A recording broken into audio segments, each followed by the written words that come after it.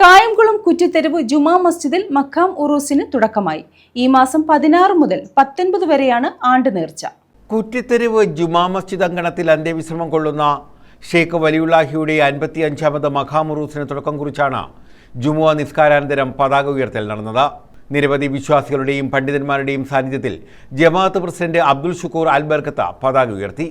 ജമാഅത്ത് chief ഇമാം PK Jalaluddin Madani ദുആയ്ക്ക് നേതൃത്വം നൽകി.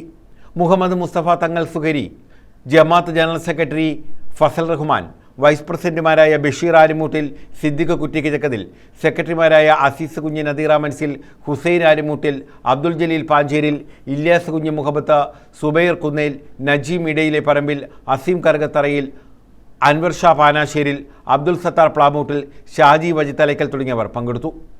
ഈ മാസം 16 മുതൽ 19 വരെ വിവിധ പരിപാടികളോടുകൂടിയാണ് ഷെയ്ഖ് വലിയുള്ളാഹിയുടെ ആണ്ട് നേർച്ച നടക്കുന്നത്.